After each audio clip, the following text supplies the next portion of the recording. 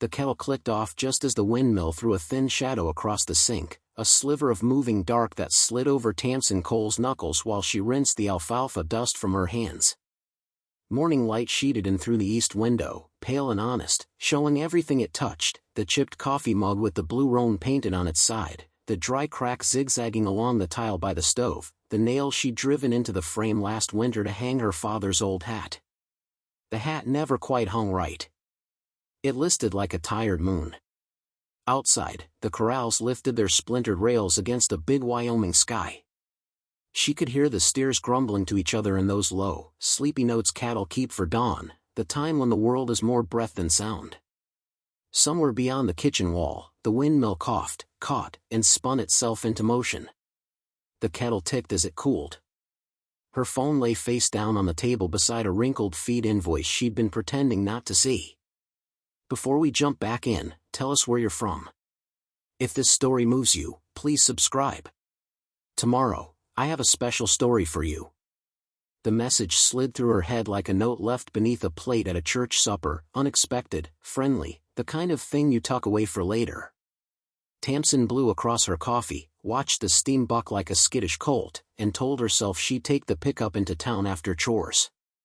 She'd ask Liza at the co-op if there was any more room on the feed credit and keep her smile steady when the answer tightened. Then she'd come back and mend the south fence line where the snow last March had leaned hard, and maybe finally tackle the soft spot in the kitchen floor that had been getting harder to ignore. The soft spot worried her.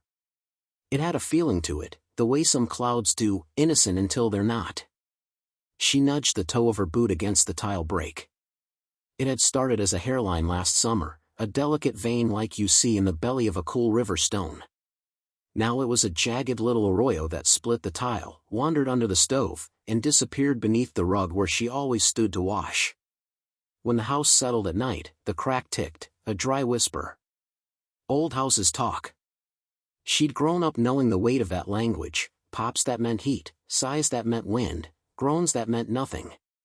But the tick had a different voice. It was the hold your breath before a calf hits ground voice. A shape passed in the window. Boot steps on the back porch.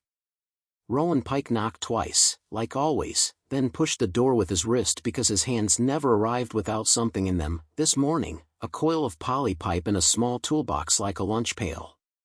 Rowan was all angles and patience, a man who could fix anything that stayed still long enough. The kind of hand you wanted when storms knuckled the sky.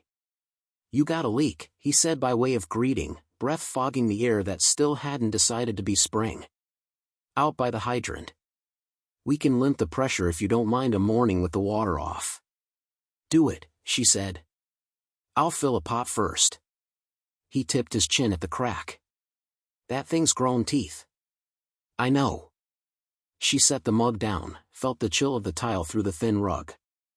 I'll pull the stove later, see what's moving. You want me to pull it for you? Not a question. You've got pipes, she said. I've got hands. He watched her a beat longer than he needed to, the way he always did when she pretended everything was fine. Then he nodded. Holler if the water surprises you. When the back door swung shut, the kitchen seemed to inhale and hold. Tamsin poured water into a stock pot, set it aside like a little insurance policy, and fetched the pry bar from the mudroom. The bar was scarred and familiar, a palm length of iron a friend had left behind years ago with a promise to return for it. He never had.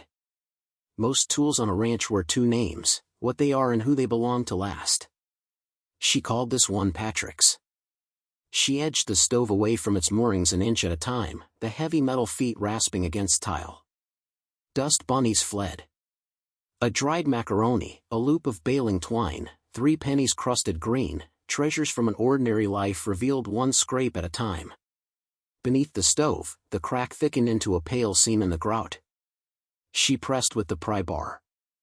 The tile gave a little. Then the seam widened where it slipped under the baseboard. Don't be ridiculous, she told herself.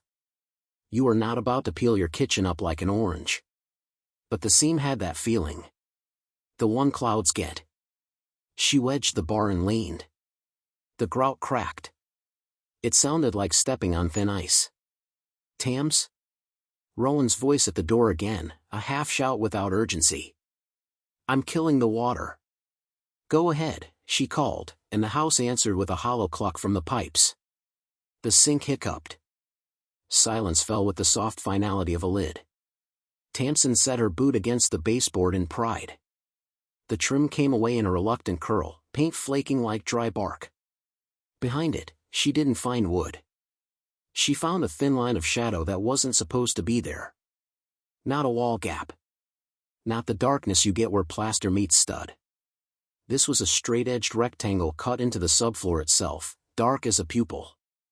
She had the ridiculous thought that her kitchen was looking back at her. "Rowan," she said, but it came out too small.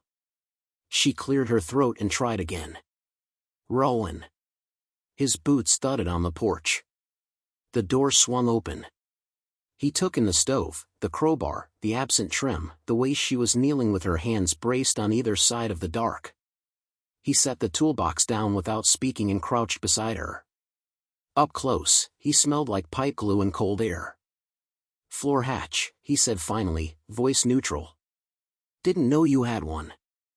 "I don't." She swallowed. "I mean, Dad never mentioned it. I've been in this house my whole life." Rowan traced the edge with a fingertip, as if he could learn the thing by touch alone. Precision cut. Not a farmer's Saturday project. He looked up. "You want to see what's under it?" She wanted nothing to do with what was under it. She wanted to push the baseboard back in place, put the stove where it belonged, brew coffee, feed the stock, take her fears and fold them into all the other worries she was already carrying. But the thin line of shadow didn't care what she wanted. It had widened into an invitation. "Is that a question?" she asked, and Rowan's mouth did that small one-sided smile that made him look younger. He fetched a flathead and worked at the tiny countersunk screws she hadn't seen until he pointed them out. The hatch lid lifted, heavy enough that he paused to get both hands under it, light enough that its balance felt engineered.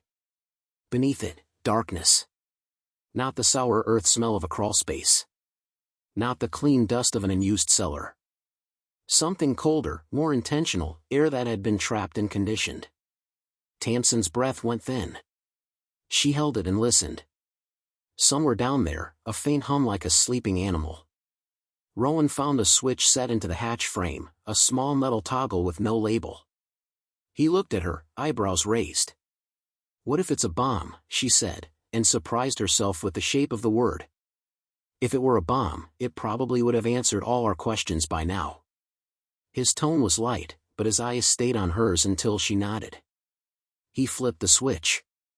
A soft light came up below them like a slow sunrise, revealing a ladder that vanished into a square shaft. The walls were ribbed with conduit and neatly labeled cable looms, tidy as nerve bundles.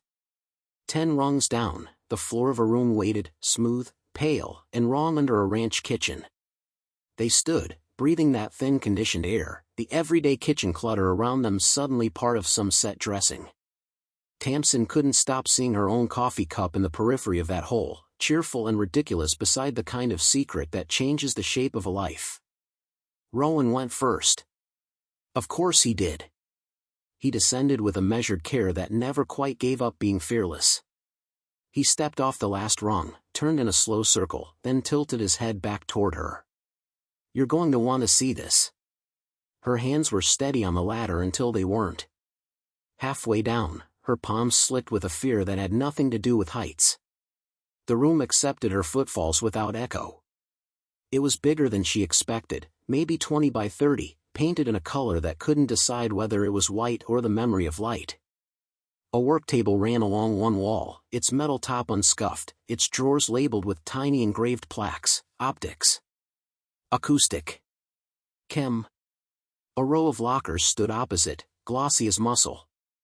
In the far corner, a rack of servers hummed with that small, tireless sound she'd heard from above, like bees behind a wall in June. In the center of the room, a desk. On the desk, a stack of binders and a tablet sleeping under a thin film of dust, like a pond at dawn.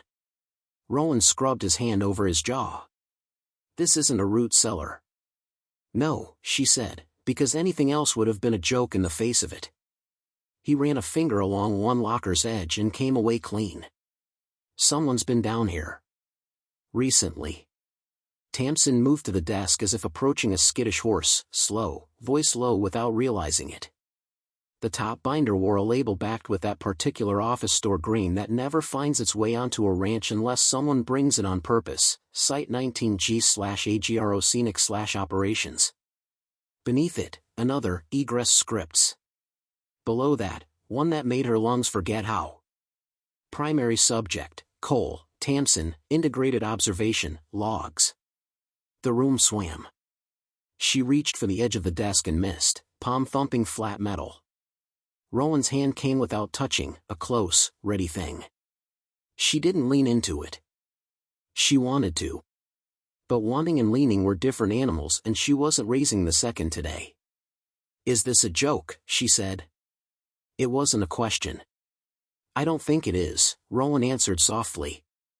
Tamsin opened the binder because not opening it would be a bigger cowardice than any she could tolerate in herself. Inside, tabs marched down the page like a little parade: water, noise, sky, actor schedules, event triggers. She flipped at random and landed on a page headed Acoustic Predator Emitters, Perimeter. A diagram showed her ranch like a map she might have drawn for a child, but the notes were not for children. They were for engineers: E1 E12 units calibrated to coyote typical frequency clusters, rotation randomized nightly to prevent habituation, integrate with moonphase algorithm. She had a memory: 2 winters ago, the coyotes had sung a choir right as she'd carried a pail of warm mash out to the barn. The way their voices braided had raised the hair along her forearms. She'd thought of her father then, how he used to pause in his boot steps and listen with his chin lifted the tiniest bit, honoring something that didn't need honoring but deserved it anyway. She thought of it now and wanted to throw the binder through the servers until the hum stopped for good. Rowan squinted at a panel of switches mounted on the wall. Each wore a label that should have sounded like someone else's problem: Skybox, Mirage, Fodder, Wind, Fauna Pack, Horizon. Horizon, he said matter-of-factly, as if taking the teeth out of the word would keep it from biting. "Don't touch anything." "I'm not touching anything," he said, hands up. Then, quieter, "Tams, look at this." He pointed at a laminated card clipped beside the panel. It was a schedule, neat as M. Tuesday, 0430/Predator Acoustic Seed, 0615/Dawn Variable, 0930/Windline Swap, N-NW, 1400/Visitor Actor, Male, 1730/Golden Hour Boost, 2015/Stellar Curtain 30%. Visitor Actor. Male. She felt it like a bruise under a bruise. "I'm going to say something ridiculous," Rowan said. "And you're going to tell me I'm wrong. Try me. This looks like a stage." He gestured at the switches. "A big one. The kind that pretends it isn't a stage." The word pretends made everything in her go cold and narrow. She understood stage in the way anyone who loved horses understands anything to do with performance. You can make an animal do things, but that doesn't mean the animal becomes the thing you've made. It means a debt opens between you. She looked at the binder tab that said actor schedules and couldn't make herself touch it. She lifted the second binder instead: Egress Scripts. Inside, call sheets. Weather contingencies. Lines. A page with her name on it: Cole, Tamsin, behavioral markers. Her eyes snagged on phrases and couldn't stop: prefers solitude in early hours, calms to rhythmic sound, windmill, grain poor, avoids asking for help unless crisis is absolute, watches sky for long periods, talks to animals without realizing, will choose the honest hard thing when offered the dishonest easy one. Her throat thickened. She hadn't cried since the day they put her father in the ground. Not when the bank smiled with only its mouth. Not when the snow crushed the south fence and the heifers walked right through like a church line. But now the simple, awful fact of words about her on a page made salt burn behind her eyes. Who did this? She asked the room, the cables, the drawers, the quiet hum. Why? Rowan didn't answer, which was its own kind of kindness. He pointed at a low door she hadn't noticed, flush to the far wall, no handle, only a little rectangle of glass the color of an early Bruce. A badge reader. There's more, he said. Probably where the power's coming from. Ventilation, if the windmill is feeding anything beside your sink. She wiped her face with the heel of her hand like a child done crying and didn't apologize for the motion or the need. Help me find a badge. They searched the obvious first, desk drawers, locker shelves, under the binders, between the pages. Nothing. Tamsin moved to the work table, slid open drawers.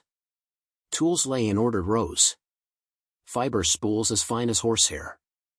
What looked like scent diffusers, labeled with neat angry words, rain dirt, sun on pine, bloom 2, lilac/clover 60/40ths. She palmed one of the vials and lifted it to her nose. It smelled like the first day of May when the lilacs lean over the fence and nobody can tell where their sweetness ends and the clovers begins. She wondered how many times she'd stood at this very sink and said, "Smell that," and told herself she was lucky. The fourth drawer spat a prize, a badge lanyard with a clear plastic sleeve. Inside, a card printed with a logo she'd never seen, Halcyon Rural Studios. Beneath it, 2 words, Operations Tech. No photo, only a QR code like a tiny maze. The hell is Halcyon? Rowan murmured. Tamsin didn't know. She slid the card across the reader. The light went from bruise-colored to a clean green and the door clicked with that specific little thunk of good machinery. Cold air breathed out of the seam. "Stay behind me," Rowan said, gentle, as if there were any world in which she would. They stepped into a corridor that felt longer than the house above it. The floor underfoot wasn't concrete, it had a give to it, like a gym built beneath a quiet church. LED strips ran waist-high at both sides, the kind of light that makes you think of hospitals when you're tired. Doors punctuated the corridor at exact intervals. Each wore a label that should have belonged to a trade show, not a ranch. Skybox array. Horizon control. Projector niches. Acoustic grid. Perimeter fog. She picked the first door and pressed the badge. Inside, a room the size of a foaling stall with one entire wall given over to glass. Not the kind you look through. The kind that looks back at you. Beyond it, lenses the size of dinner plates winked at them in ranks like some polite army at ease. "Array," Rowan said. "Projectors." "For what? I couldn't tell you. But that's what they are." The next room was worse. Horizon Control held a bank of monitors that prostituted the plane, the way her south pasture looked at 6:15 a.m., 6:30, 6:45, noon. The way the line where land meets sky could be altered by a shift in light no human eye would clock until the heart answered to something it couldn't name. A note taped to the console said, "If the cattle spook at N/NW windline shift, taper change over 15 minutes instead of 10. The handwriting was neat. It had a little curl to the Y's that made Tamsin want to break something beautiful. "Why?" she said again, "because sometimes you need to hear the word more than any answer that might wear it." Rowan's jaw moved. "Money," he said, but his voice had no conviction. Or a study. Or somebody's idea of film. Film made a sick kind of sense. Halcyon Rural Studios. Sets you couldn't see. A ranch is an engineered experience the way tourists suspend themselves in glass rooms to pretend they are inside the ocean when they are not. But film would have left marks she would have read without needing to feel her way along this corridor. Cameras, even the ones you can't see if you're not looking for them. Hollowness where real work should have made mess. She tried that idea on like a jacket that doesn't fit in the shoulders and put it back on its hanger. At the third door, her badge failed. Red. Red. Red. Her temper rose like a weather change she didn't approve of. She stepped back and kicked the bottom corner with a methodical ferocity she'd learned from stubborn Gates. Rowan made a noise that was probably her name in a tone he hoped sounded like reason. The door held. "Try the next," he said. "You can break this one when we run out of choices." The next didn't need breaking. It opened onto a room with a waist-high tank and a coil of pipe that could have fed a mountain spring. The label said, Sky/Water/Send Interface. A touch screen woke when her shadow crossed it. The interface was simple, white tiles, black words. Rain 1, Rain 2, Dry Wind, Green Hour, Larks, Silence. In the bottom corner, a page she had no business touching and every right to want, subject profiles. Her finger slid. The screen transitioned like a breath drawn after sobbing. Her name again, this time with an image of her house as if it were no more private than a picture on a postcard rack. Below it, sliders. Favorite scents. Fog tolerance. Rain tolerance, night. Predator proximity, audio versus visual. Wind threshold, irritability. She backed away so fast she bumped the tank and sent a soft ring through the room. We kill the power, she said. To all of it. Rowan's eyes went to the ceiling. The ducts. The way the hum in the walls carried a rhythm. He nodded. Power room will be at the end. Or up. Might be tied to your windmill intake or a buried line from the road. He looked at her. You sure? She wasn't. The truth was crawling around in her ribs like a fox that knows 3 ways out of a henhouse and a back way besides. But she knew the one thing she couldn't be, not now. She couldn't be passive while the world rearranged itself around her. She'd done that last winter when the bank had smiled and the feed truck had stopped coming until she drove in and asked anyway and bled dignity all over the polished floor. She wasn't bleeding here, not for people who rearranged the wind for her and called it care. We pull it, she said. And then we call Liza. And the sheriff. And the world, if the world answers. They found the power room by following the sound. The hum thickened, became a presence instead of a hint. The door wore no badge reader, only a sign like you see at power stations, authorized personnel only. Rowan's breath fogged when the door swung inward. Cold air poured over them. Racks of batteries stood like black beehives stacked in rows, and in a glassed-off alcove, a small generator the color of money. The kind of backup you buy when you don't like the idea of things going dark. Rowan ran his hand along the breaker panel like he was palming a horse's flank to let it know where he was. We throw the mains. Tamsin put her hand on the switch and didn't pull. That was the moment she realized she'd been waiting for something, permission, maybe, or an explanation that would make this fine because no real harm had been intended. She looked down the corridor toward the rooms where someone had built a sky and trued a horizon to a palatable line and told coyotes when and how to sing. Count of 3, Rowan said softly, because he read her the way he read hydraulic lines under a truck he'd never seen inside. 1. 2. She pulled on 2. The hum faltered, like a singer clearing her throat. Lights stuttered. One by one, the rooms along the corridor exhaled their power in little sighs. In the kitchen overhead, something thunked.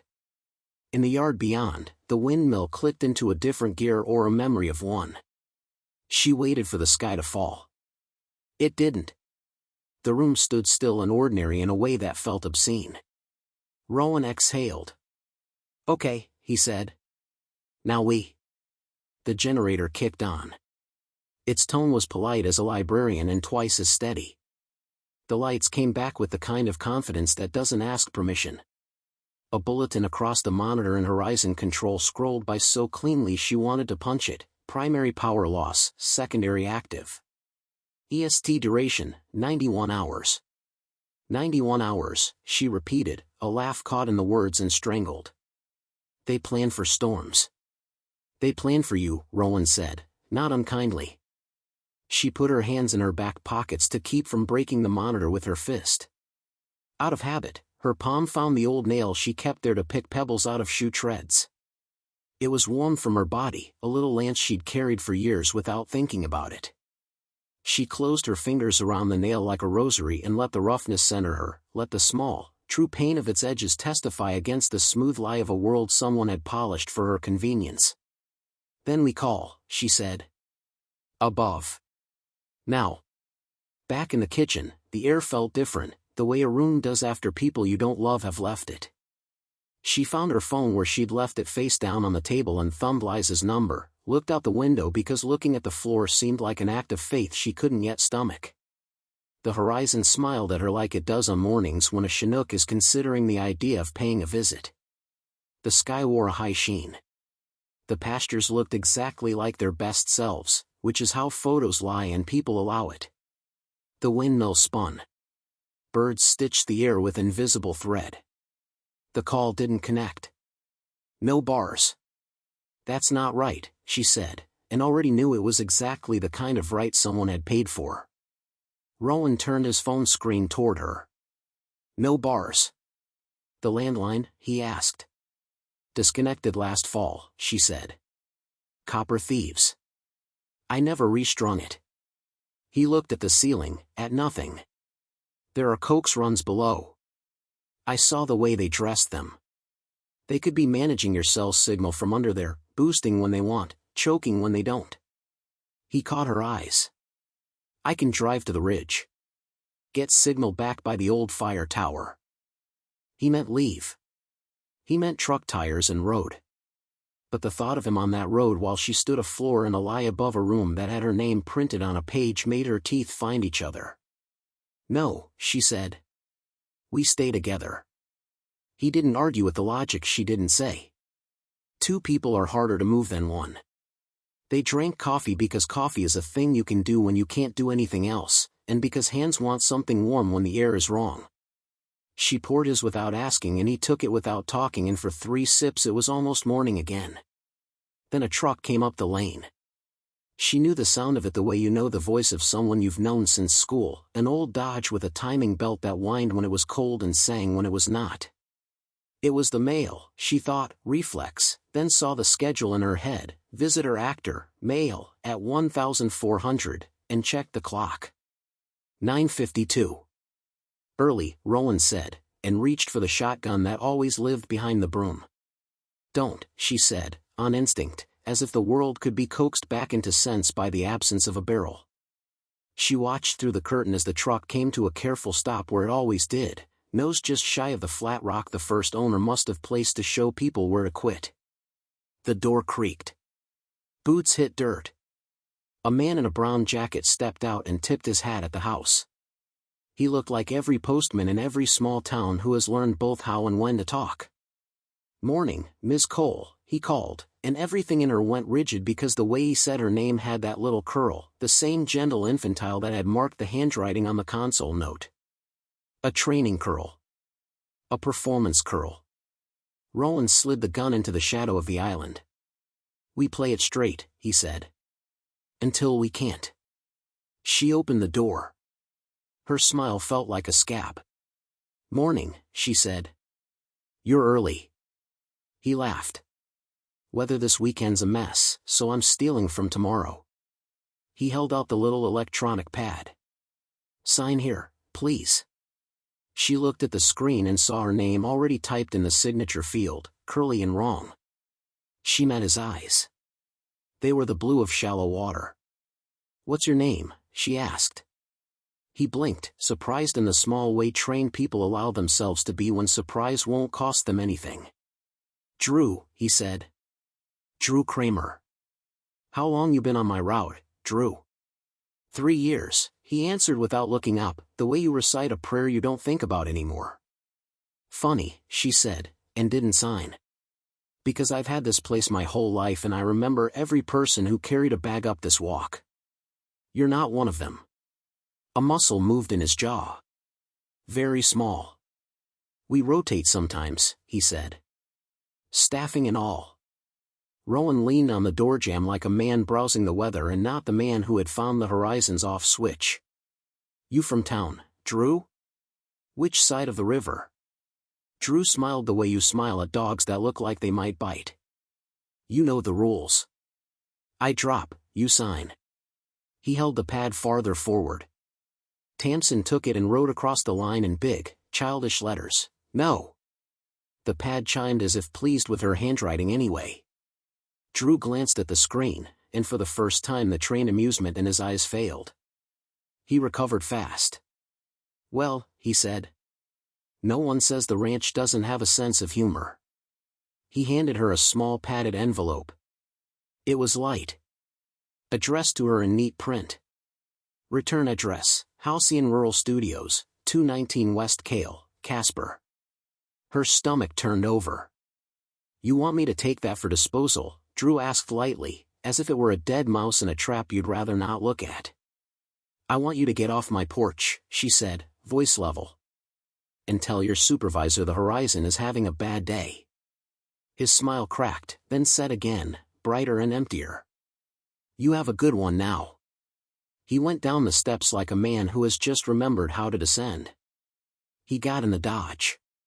He drove away without the timing belt complaining, which is when Tamsin knew she was going to spend the rest of the day catching lies with her hands. Open it, Rowan said gently when the dust settled. Or throw it in the stock tank and let it learn to drown. She wanted to drown it. She wanted to sink her arm to the shoulder in cold water and hold the envelope under until the bubbles quit. She wanted a lot of things that were about destruction, which meant she needed to do something that was about knowing instead. She used the paring knife to slit the top. Inside, a smaller box. Inside the box, a key card and a note the size of a business card. The note said, Welcome, Ms. Cole. Orientation at your convenience. Tap to begin. Tap what? Rowan asked. She looked at the key card. It had no logo, only that polite, clean QR. She turned it over. In tiny print along the bottom edge, SUBJ/access, AUTH, Cole. Under it, smaller, if found, return to Site 19G. They think you're going to go down there and sit for a video, Rowan said. And learn how to be yourself. I already know how to be myself, she said. I just don't know who's been watching the lessons. They returned to the ladder because once the envelope sat on the table, it would have grown teeth if they'd left it. The corridor felt warmer now. The hum had a smugness to it. She hated herself a little for calling a hum smug. They passed the room she would have tried to set on fire if matches would work in air this conditioned, and stopped at a door she hadn't noticed. It wasn't labeled. It wore no badge reader. It had a camera above it, its glass bead aim tilted to the center of the hall like a pupil that refused to dilate. Maybe that, Rowan said, nodding at the key card. She held the card up because there was nothing else to do, and the camera woke with the softest click. The door sighed. Beyond it, a small theater, 3 chairs upholstered in the color of waiting rooms, a screen the size of a living room wall, a lectern with a tablet sleeping on it, dustless. What if we just don't, Rowan said. What if we shut the door and go back up and load the truck and disappear until we're ready to come back with people who know what they're looking at? And when we come back, she said, the doors will open with something friendlier than a key card and we'll be told we worried for nothing. She stepped into the room. The door breathed shut behind them. The tablet woke under her hand. A logo filled the screen, Halcyon Rural Studios, and a piece of music Tamsin recognized from ads she'd had to mute on streaming radio, a piano line that lifted and never quite resolved, pretty as glass. Words wrote themselves under the logo in a font that made her teeth hurt with its correctness. Welcome, Ms. Cole. Thank you for your participation in the Halcyon Field Experience, Site 19G. Please confirm your identity to continue. Yes, she said to the empty room before she could stop herself. I am me. Rowan's mouth tilted at one corner. Maybe don't give them free anything. She pressed an O on the screen. The tablet thought about it for a second, then wrote, Please confirm your identity to continue. The request had no memory. Or it had good memory and wasn't trained for stubborn. She pressed yes because sometimes stubborn is only another way of standing still. A short video began. A woman with hair the color of wheat in September smiled at her from a set designed to look like an office that had dreamed of being a home. The woman's smile was small and practiced and meant to be read as comfort. Welcome to Halcyon, the woman said. First, we want to thank you for choosing to live close to the land. I didn't choose, Tamsin said to the screen. The land chose me when my father did. We know you have questions, the woman went on. We designed this orientation to answer them. As you know, the Halcyon Field Experience is a managed environment developed to secure outstanding outcomes for rural stewards like you by removing high-friction variables and optimizing low-friction support. Our integrated systems, acoustic, optical, meteorological, behavioral, work in concert to enhance your daily reality. Enhance, Rowan echoed softly, the way you might say a thing that needs to be laughed at but can't be yet. Let's talk about safety, the woman on the screen said. Your site is monitored at all times by a dedicated on-call operator. That operator may make adjustments to ensure quality of experience. You can request operator contact at any time via your subject access card. Tamsin held up the key card like a silly child. The woman smiled at the screens of 1,000 rooms. Now, why are we here? Rural stewards like you are the backbone of our nation's emotional ecology. At Halcyon, we believe that people who keep the land deserve to live within its best possible version. We are able to provide this curated reality thanks to a consortium of partners invested in mental health, land use innovation, and storytelling. Rowan's hand found the back of a chair and gripped it until the fabric dimpled. Storytelling, he said without humor. We keep approvals simple, the woman said. Your participation has been authorized by a familial sponsor. The screen filled with a list of legal terms that tried to look friendly. Exhibit C, good faith participation. Compensation ladder. Sponsor liability. Subject recognition. The words were bees in a glass jar, a hum with the threat built in. Tamsin found her name again, in the middle of a paragraph about compensation she didn't want. She found her father's, too, Keith Cole, beside the phrase sponsor of record. Her chair made a noise that would have embarrassed her if the room had been full of anyone besides Rowan. She sat all the same because standing felt like a thing she did for fights she could win, and this wasn't that.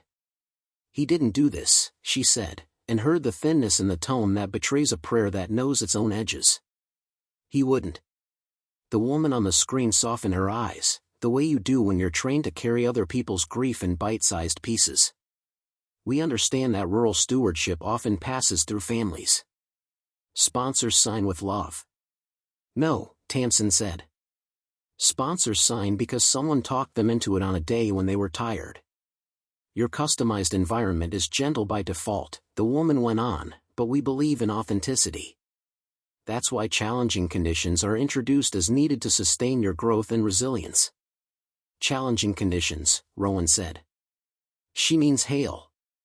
She means banks, Tamsin said, and remembered the note on the horizon console about wind line shift. She pictured a room full of people deciding whether to make the mail come early so she could practice her boundaries with a man who might not be a man at all but an actor in a jacket designed to fit her life. The video slid into a diagram of the room they were sitting in, as if to prove the world is made of rooms you can draw and label. Orientation will end with an operator meet and greet, the woman said.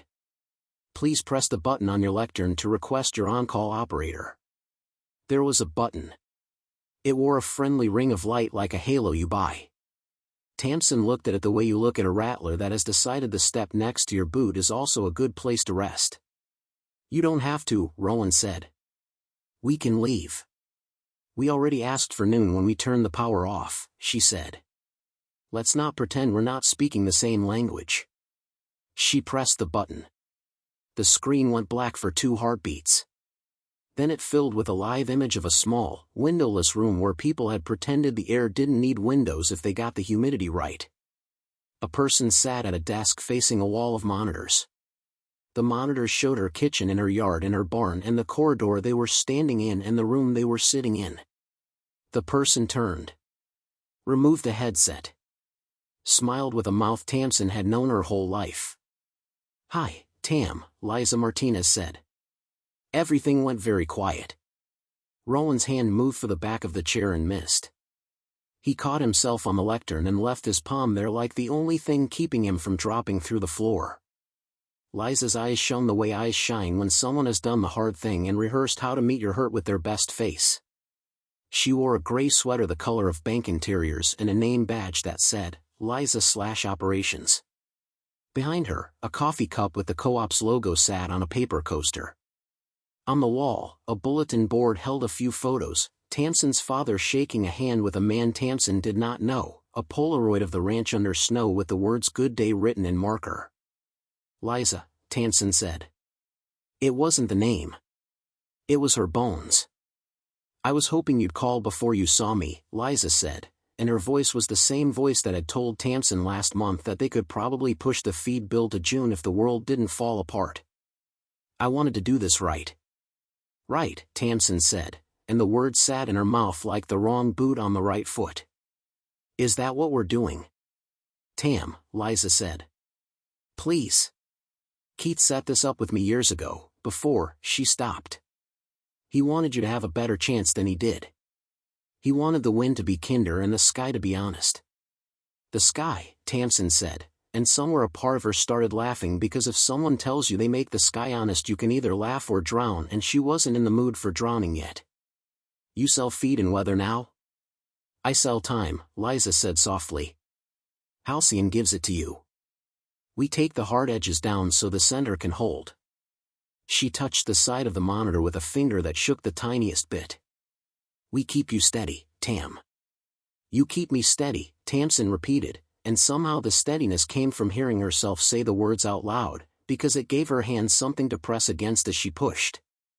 Do you tell the coyotes to sing before or after you decide whether I get rain? Liza flinched. It's not like that, she said, which is what people say when it is exactly like that and they don't know how to throw their body between a train and your life to stop it. It's design. It's support. It's lying, Rowan said, quiet as a wire. Liza's eyes flicked to him and softened. Rowan, she said like a greeting she'd meant to say differently. I tried to hire you last winter. Remember? I remember declining because I like the kind of daylight that doesn't come with a schedule. Please, Liza said, and it wasn't to Rowan. We can walk through it. We can show you the safety side.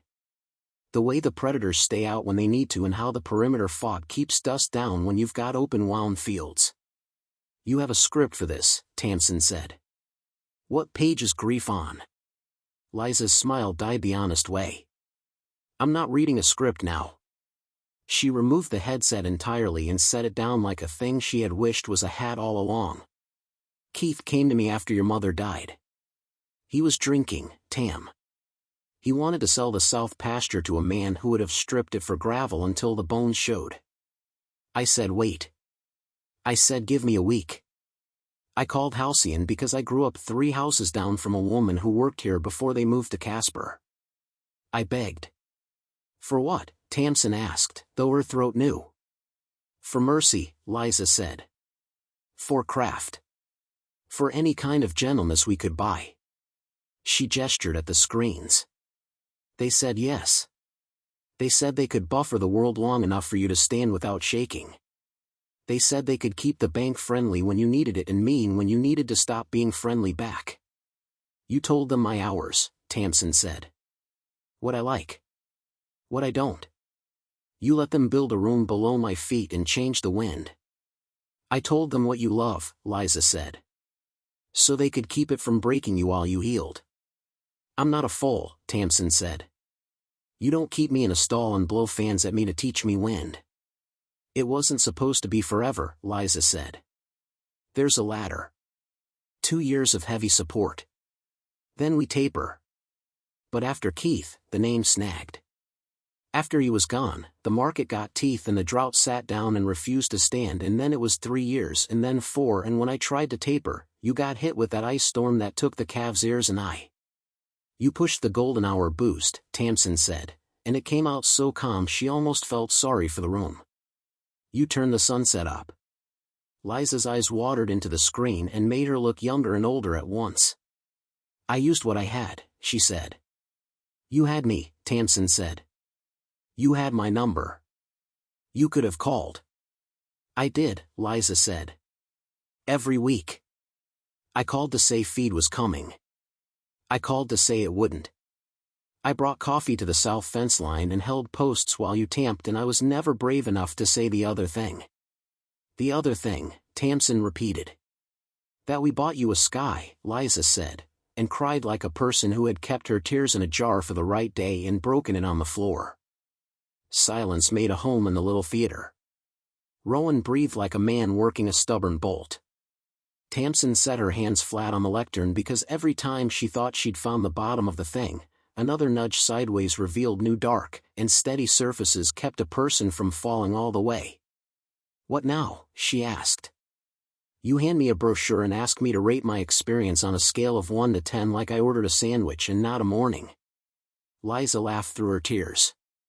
It sounded like someone opening a gate with their shoulder and not their hands. "I can kill it," she said, wiping her face. "All of it. I can black the sky and the coyotes will sing when God tells them to and not when I do. I can cut the cell choke and you can call the sheriff and tell him there's a company under your stove." She lifted her chin. "Or we can walk it out together. We can taper like we should have. We can teach the land to stand without us helping it stay on its feet." "You don't teach land," Tamsin said, and felt a tired tenderness for the sentence because it was true and small in hers. "It teaches you." "I know," Liza said. "I forgot. I wanted to be important." She glanced down, then back up. "You tell me what to do and I'll do it. You always have. I am tired of being a benevolent God." "The benevolent ones always scare me more than the mean ones," Rowan muttered, but his shoulders had loosened a fraction. Tamsin thought of the wind line, of the little curl in the Y, of the way the mailman's hat had sat just wrong. She thought of her father's hat on the nail and how it never hung right. She thought of the soft spot in the floor and how sometimes a soft spot is only rot and sometimes it is a door.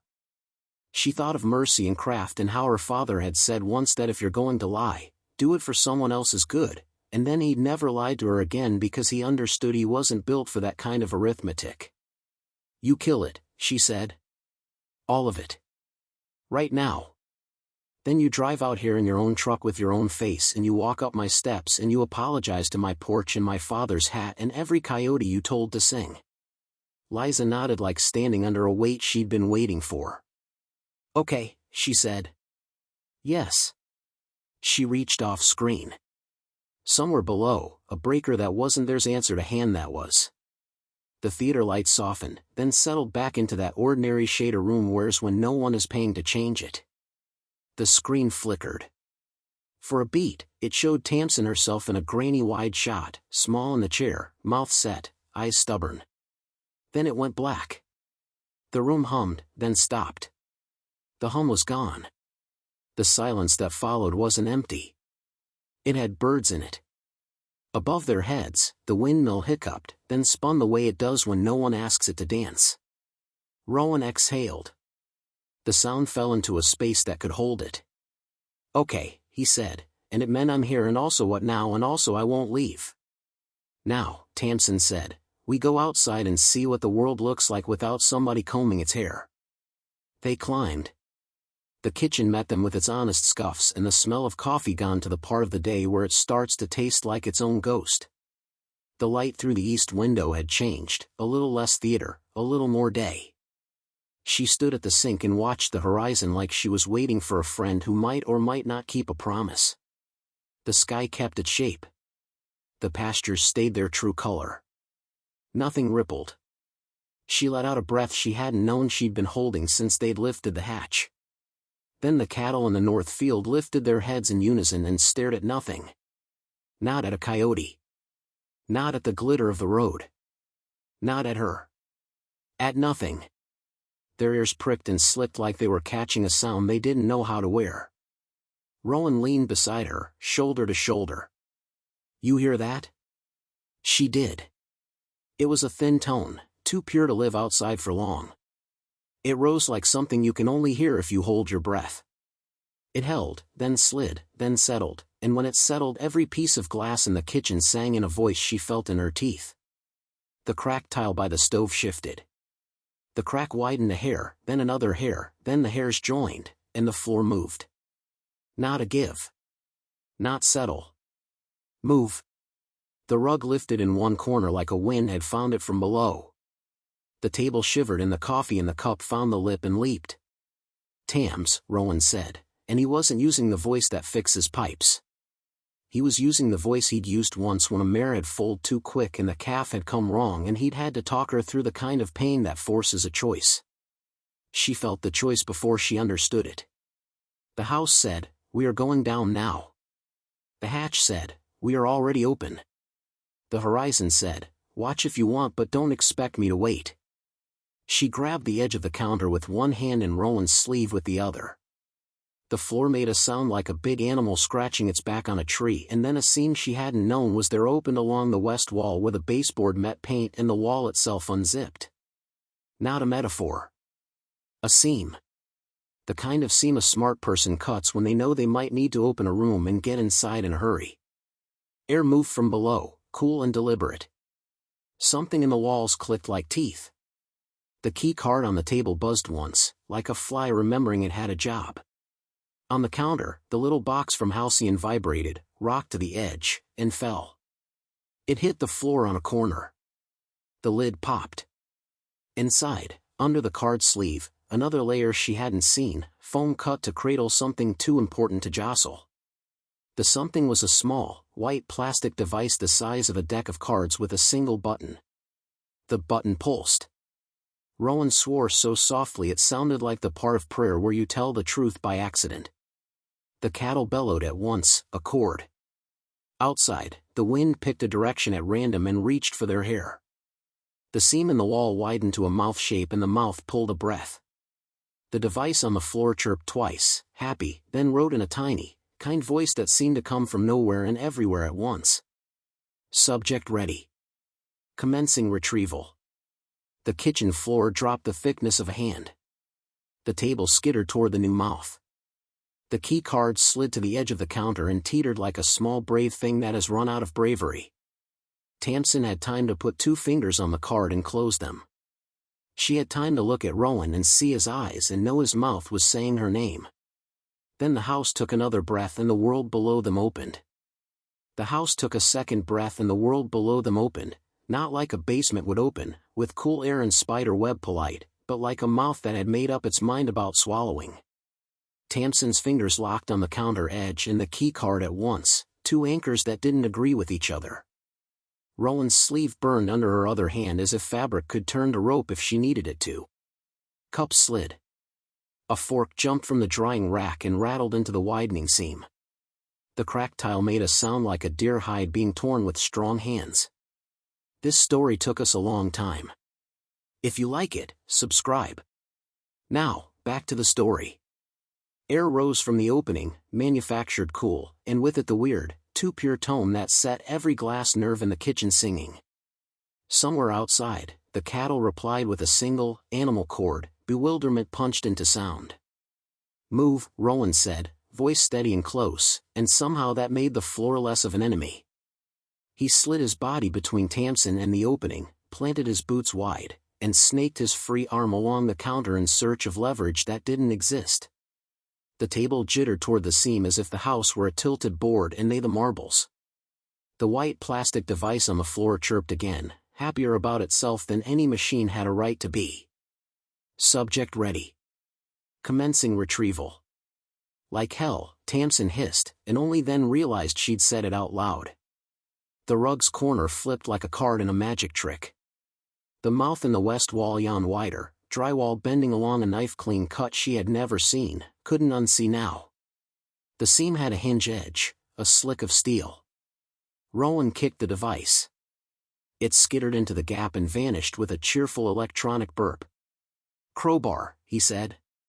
It wasn't a question. "Patrick's," she answered, not letting go of the counter. "Mudroom." He went low, sliding under her arm and across the bucking tile, hands and boots and stubbornness. The floor dropped the thickness of a hand again. The stove lurched. The oven door side open and a cookie sheet sailed like a metal gull into the mouth and was gone. Tamsin gripped the key card so hard the edges printed into her skin. Her breath went small and fast. She made it go longer, deeper, because cattle hate panic like bees do, and she was not going to be the worst animal in the house.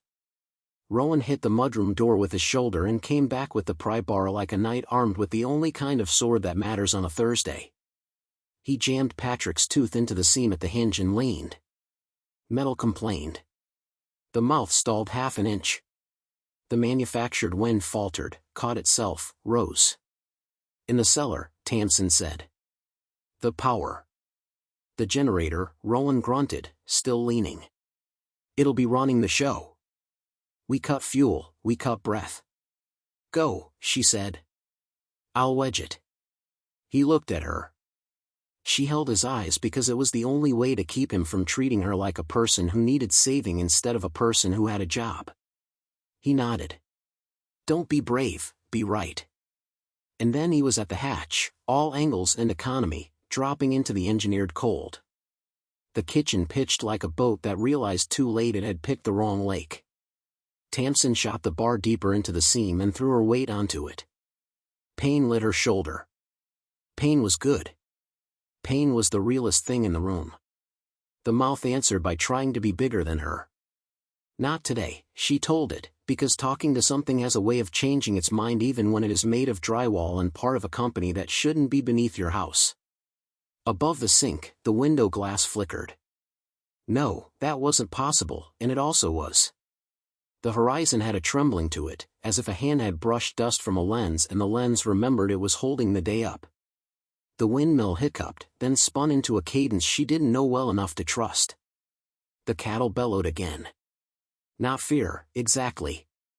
Consult. The sound of a herd asking each other what they know. Hold, she said to them without meaning to, and pushed. Below, something thumped, heavy as a calf's first heartbeat against ribs. Rowan had found a panel. She heard his voice, words ground to their wire, shut up. Come on. Give. Another thump. Metal and pain. The floor tried a new trick. Not down this time, but draw. A low pull, like a tide that had discovered the kitchen and wanted to teach it to swim. A whisk broom slid from the corner and went like it had rehearsed.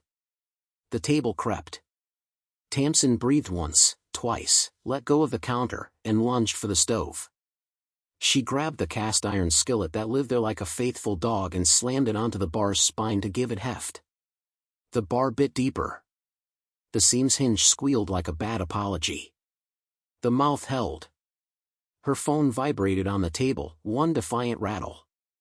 No bars had become one. The screen lit with a name, Liza. Tamsin stared at it. Rage and relief are cousins. She chose the one that could make a plan. She snatched the phone, swiped. Tam? Liza's voice blew through the speaker with a hiss of air, the kind you put into a word when you've sprinted down a hallway and misjudged the door. I'm on the road. 10 minutes out. I cut the core, but the site's running emergency. Don't let it eat me? Tamsin said. Working on it.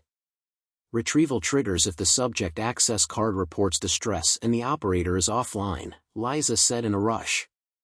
It's supposed to be a rescue. It's dumb. It's a mouth. Tam, I am so. Save it for the porch, Tamsin said, and felt the ground under the word porch like a blessing. Bring a bolt cutter. 2, Liza said. And a lawyer. The line crackled, then died. One bar returned to none as if the sky had remembered who was supposed to be in charge. Another thump from below. Rowan again. Then a sound like a stubborn motor discovering it could choose humility. The cool wind dropped to a trickle. The tone that had been singing the kitchen down a note shut its mouth mid-vowel. The house breathed out. Not much, but enough for Tamsin to feel where her body stopped and the kitchen began. The table stopped creeping. The mouth's lip sagged, just a touch, as if reconsidering whether swallow was a verb worth pursuing. Rowan's head appeared at the hatch, hair crazed from sweat he didn't have time to explain. Fuel line, he said. Cut. It'll run on battery for a while. We need the main kill. There's a breaker behind glass, safety lock. I need. She tossed him the paring knife without being told. He caught it by not catching it, let it fall to his palm like a horseman will sometimes let the rein drop then take it up softer.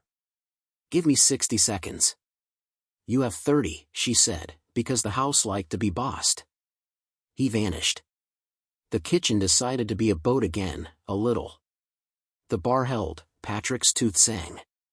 Her hands burned. Good. The honest burn of a thing worth doing. Outside, from the lane, tires on gravel. Fast. The engine note caught on a corner she knew, Liza's Tacoma, the one with the dent where a bull had once reminded her that gates are conversations, not walls. The truck slid to a stop. Door slam. Boots. Then another sound, behind it, a deeper engine, expensive, the bass note of a man who had never hauled hay on purpose. A black SUV appeared at the turn like a threat in a suit. Company, Tamsin said. Rowan, Kill's coming, from below. The kitchen lights flickered. The hum that had learned to be smug when uncertain. A click. A sigh. The tone that had vibrated the spoons died as if embarrassed to be caught doing a cheap trick. The mouth in the wall stopped widening. It didn't close. But wanting to wasn't nothing. Okay, Tamsin whispered to the kitchen, to herself. Okay. She eased her weight off the bar a breath at a time. The hinge sulked but didn't argue. She yanked the skillet, threw it toward the sink, grabbed the key card, braced herself, and went for the door. The porch caught her with its familiar old man bones. Boards remembered her weight and didn't make a fuss about it. The wind came honest across the yard. Dust rose and fell without choreography. Liza hit the steps two at a time with a bolt cutter in one hand and remorse in both eyes. Behind her, the SUV door opened like a mouth on a sermon. A man in a dark jacket and the kind of haircut you get from someone who says sir too often stepped out and put his hands up as if already negotiating his own sainthood. Ms. Cole, he said. His voice worked hard at gentle and landed unpracticed. Sterling Cade. Halcyon Field response. We're here to help. You're late, Tamsin said. And you've misjudged the day. Liza didn't look at Cade. She fixed her attention on the seam in the kitchen wall visible past Tamsin's shoulder, as if the house itself was a person who needed an apology before anybody else got one. I cut the criticals, she said. Rowan? Here, he called, and then he was climbing out of the hatch with the paring knife between his teeth like a pirate who knew his way around plumbing. He straightened, eyes flicking from Liza to Cade to the SUV full of tailored impatience. He wiped oil from his hands with a shop rag that had already lived 3 lives. Ms. Cole, Cade started again, smile adjusted half a notch. We understand this is disruptive. Retrieval is a safety mechanism, Liza snapped without looking at him. That should never have engaged. It only does when the operator is offline. You went offline, Cade said mildly, as if discussing a coffee pot. Quality of experience requires continuity. He shifted his focus to Tamsin. You consented to. No, Tamsin said. My father signed a thing because grief makes you stupid and you offered him a sky he didn't own. I'm revoking whatever you think you have. She held up the key card. Consider this your notice. I am the subject of record. I say no. Cade's smile didn't fail so much as decide to hibernate. Consent can be complicated in legacy sites, he said. We're here to make it simple again. His eyes slid to the seam. May we secure the interior? If we don't, the structure might. Eat me, Tamsin said. It tried. Tam, Liza said, low. Let me finish the kill. He can talk to his clipboard out here. Cade spread his hands in the shape of compliance. Of course. Safety first. He glanced over his shoulder. 2 more men climbed from the SUV, slimmer, quieter. Not muscle. Muscle and training. Rowan stood beside Tamsin like he'd been part of the porch plank since November. We hold, he said under his breath. We don't invite the wolf to set the table. Tamsin nodded. Liza goes in. Nobody else. She looked Cade dead center. You wait. You stop the trucks I don't see yet from coming out my lane. You tell whoever thinks they own the wind out here that their lease is up. Cade inhaled, almost a laugh, almost a sigh. I appreciate your clarity. He tapped his earpiece, murmured. Somewhere down the lane, a second SUV stopped politely behind the cottonwoods and pretended to be invisible. Liza slipped past Tamsin and into the kitchen like a paramedic entering a nursery. She bent to the hatch, listened with her hands to the air, then dropped out of sight.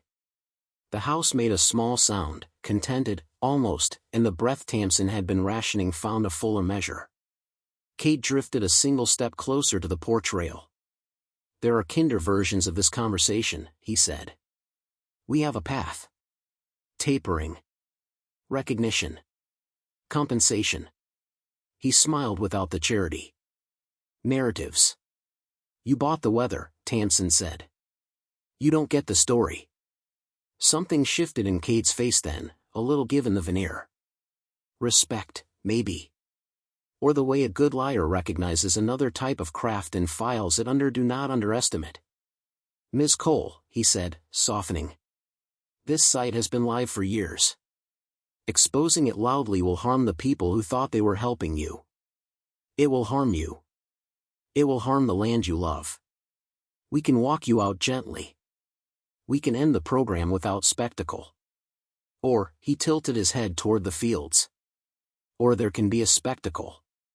Tamsin heard the cattle again, that collective question. She thought of how geese sound when the weather changes, of the way a flock can turn in a single breath without colliding.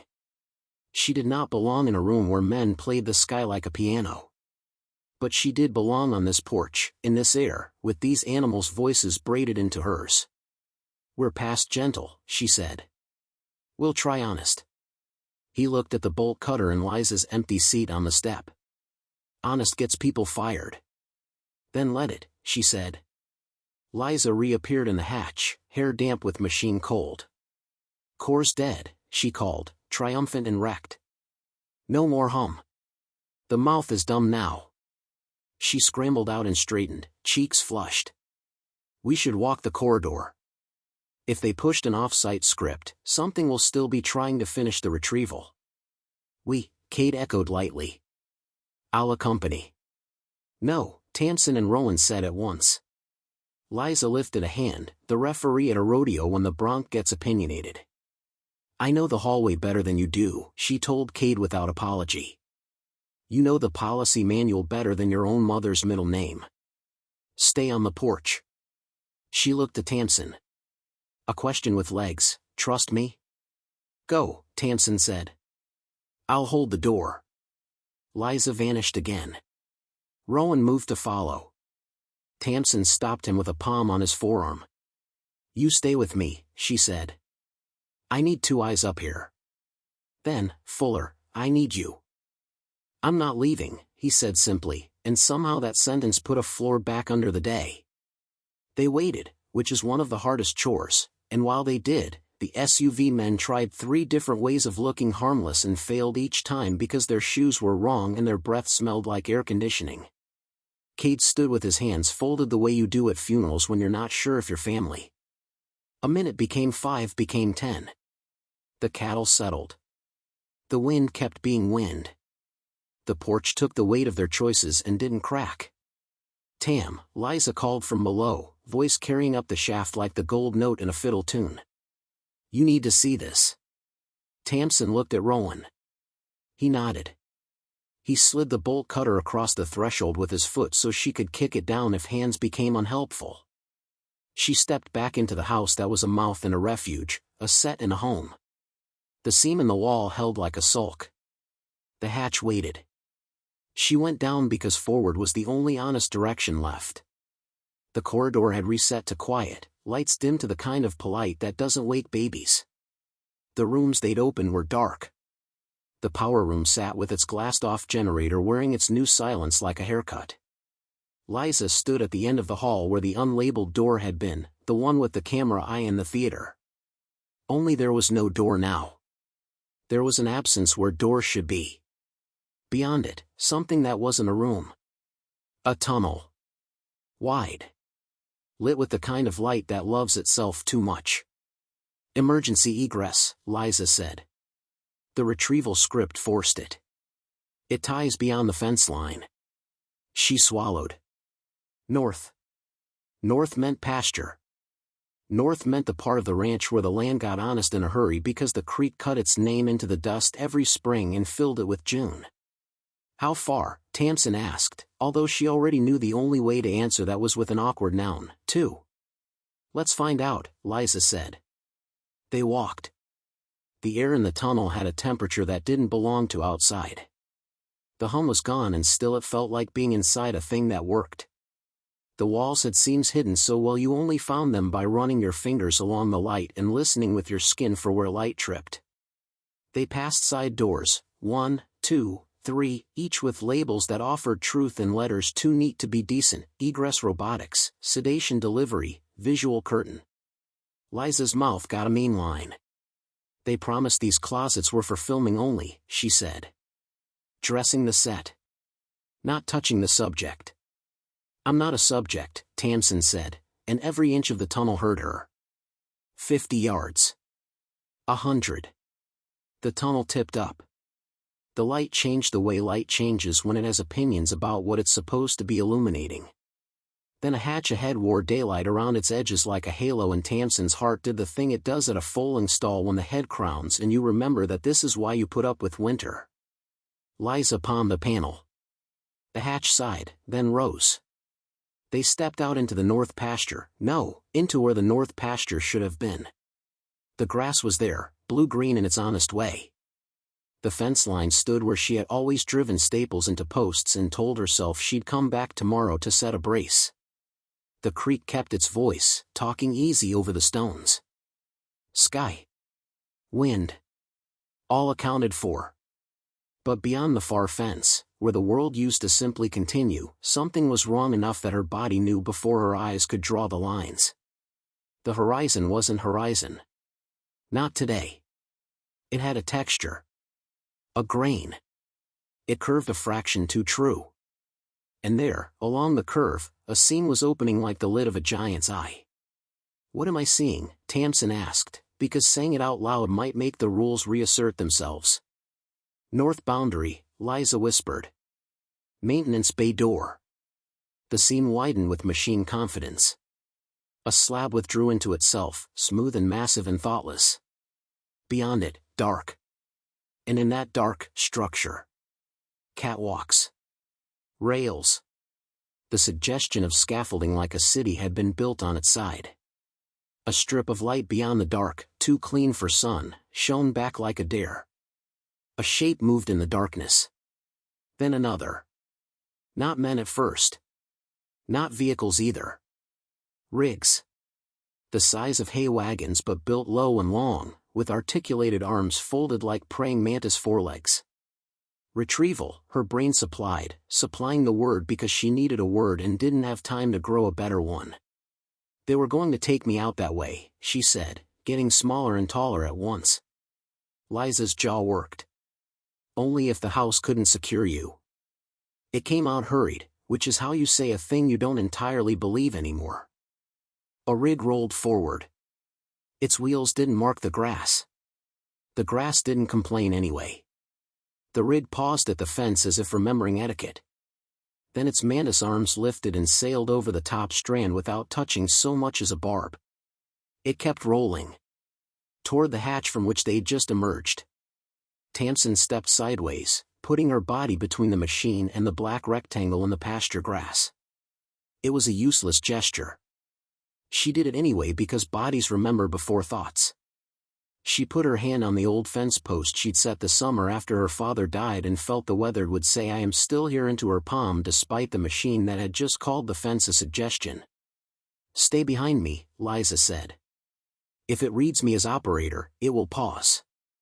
She lifted her hands like Kate had, but the shape of her lift carried apology, not policy.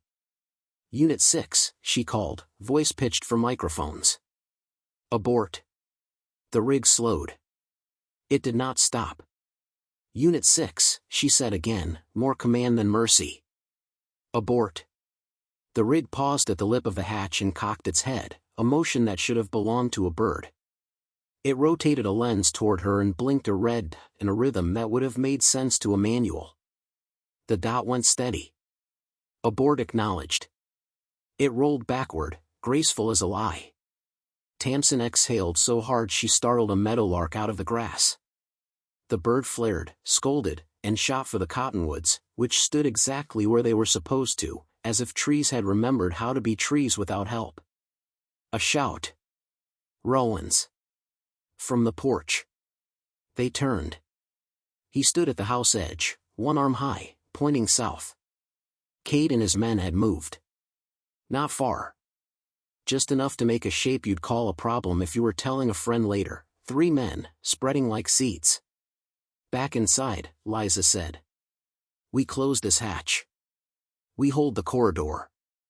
Tamsin shook her head without thinking. No more inside. We stand where the sky can see us. She started for the house at a run that wasn't dignified but was honest. Liza followed, breath sharp. The tunnel behind them yawned, and she hated it more than she had hated any building that had ever claimed to love her. They reached the yard as Cade reached the porch steps. He found his practiced smile again and put it on like a tie. Progress, he said. I see the boundary is open, Tamsin said. Like your contracts. She stepped onto the bottom step and didn't give him a stare.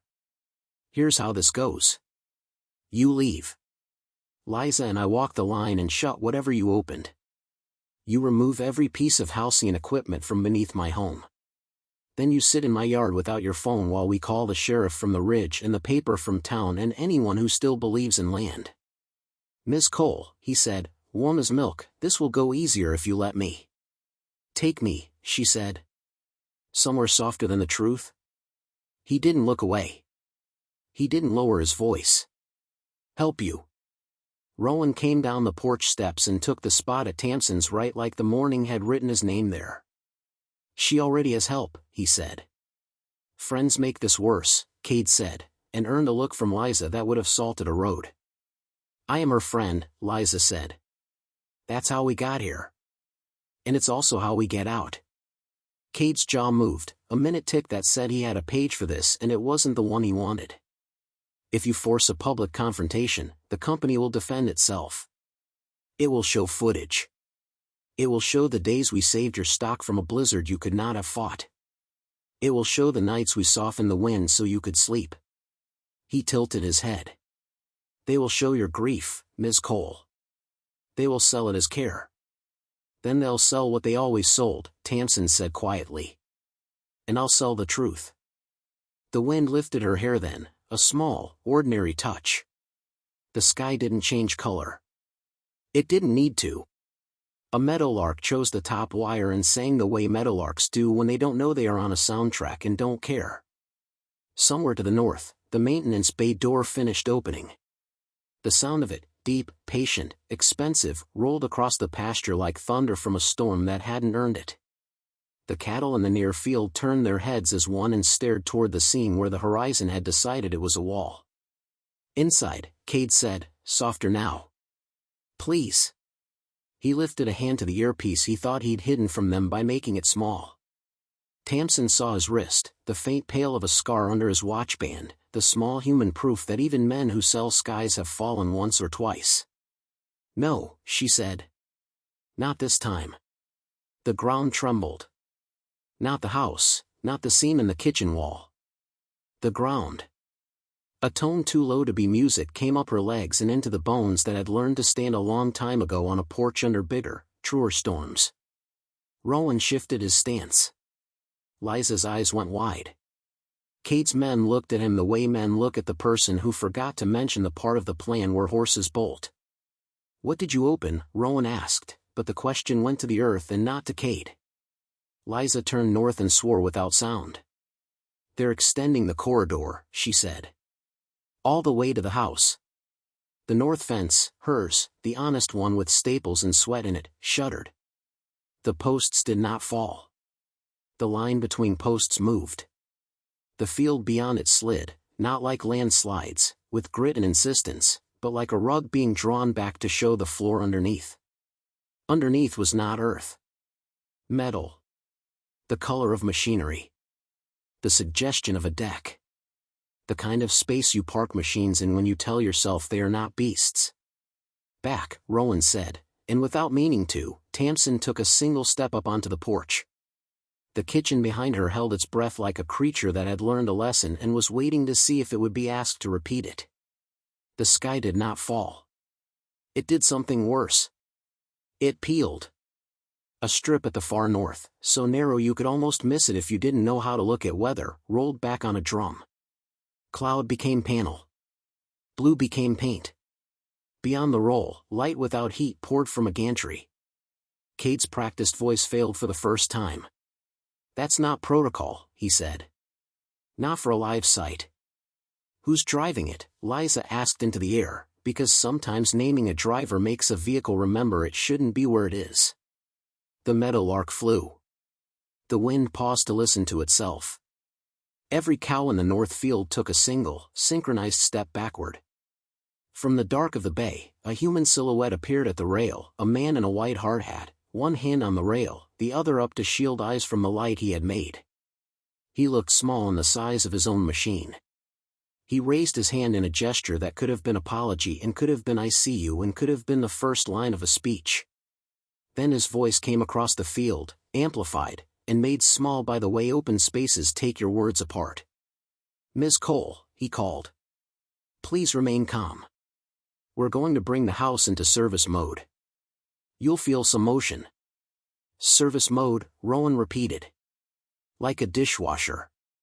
"Like a stage," Liza said, and put her hand on Tamsin's elbow as if you can hold a person to ground when the ground has decided to become machinery.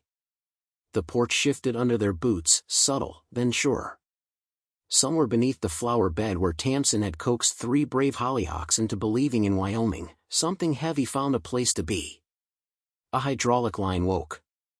The old wood of the steps made a polite complaint and then adopted a new conviction: up. "No," Tamsin said. No, she reached for the porch post like a sailor refusing a tide. The post was true. The porch lifted anyway, an inch. 2. She watched the seam at the base of the house separate from the earth as some careful man-made piston remembered its settings and went to work. Cade backed off the steps, hands still raised, eyes finally honest. "This is off book," he said, more to himself than to them. "This is corporate." "Cut it," Liza shouted at the man in the white hard hat, voice bright with command. "Shut it down." The house lifted another inch. The hatch in the pasture yawned wider. The maintenance bay lights bloomed to full, swallowing shadow. The fence line leaned like a drunk who can swear he's sober. And over all of it, the too clean, too steady voice from nowhere spoke again, kind as a kindergarten song. Subject secured. Elevation in 3, 2. The porch floor surged. And the world dropped away beneath Tamsin's feet. And the world dropped away beneath Tamsin's feet.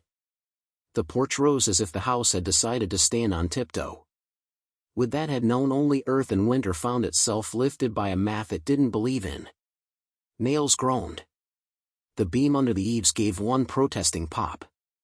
Cool air rushed from below, not the sweet chill of creek shade but the squared-off, premeditated cold of conditioned space. "Hold," she told the porch post, which was ridiculous and necessary. Her hands wrapped the sun-silvered wood where her father's palm prints had faded into history. The post did not answer. It kept being a post because that is what honest things do when something built on a lie asks them to move. Rowan braced beside her. His body was a counterweight, all angles set to the house's new wrong. Liza's breath hitched from the hatch as she clawed her way out and onto the kitchen floor, cheeks flushed with machine cold, eyes bright with fury that wasn't useful yet. Below, the mechanical world announced itself. Pistons hissed. A bank of hydraulic lifts took their turns like cattle stepping into a chute, never quite in unison, always in a rhythm meant to feel harmless until it didn't. The porch rose again. The house obeyed the math. "Service mode," came the amplified voice from the north, gentle to the edge of insult. "Please remain calm." Tamsin's ears found new sounds inside the old ones. The way the cupboard doors sang a thin glass note as their hinges learned the wrong slope, the way the kitchen table's legs considered a decision and decided to creak about it, the way the wind outside kept its honest scuff across the yard while a counterfeit weather unrolled beyond the far fence. "Make them stop," she said to Liza, and the words felt both childish and exact. "I'm trying," Liza snapped, already on her knees at the hatch, already lowering herself into the cold with the bolt cutter looped through one forearm. "There's a secondary control on the lift cradle. If I can get to the emergency bleed." "Go," Tamsin said. "I'll keep the world from walking in." Cade stood at the bottom of the steps with his palms up and his face set in a calm he had practiced in mirrors. Behind him, the two men from the SUV spread like seeds trying to pretend they were windborne and not placed by hand. The far north shone. The maintenance bay door had become a mouth. Riggs crouched in that darkness like prayer mantises that had gone to school for manners. "Ms. Cole," Cade called, his voice pitched to soothe cattle and humans alike. "We need to race to clear the cradle from the ground interface. It's a safety." "You keep using that word," she said, and the porch carried the little iron in her voice. "You don't know what it means." The porch rose another inch, then settled. The lift waited, as if listening for permission from a manual. Rowan's fingers brushed her elbow once, a steadying tap. "Cottonwood," he said under the porch breath. "Chain it." She knew at once what he meant, the way you know how to take a new calf and make it find milk, by muscle memory that belongs half to your hands and half to the land. She tore her grip from the porch post and sprang down the steps as the house titled its chin. The chain lay coiled by the windmill, red with a dust that went to the marrow. She shouldered the weight and ran it to the cottonwood that had stood guard over the kitchen window since her grandfather had been small. The bark grated her palms. "Good. Truth hurts, right?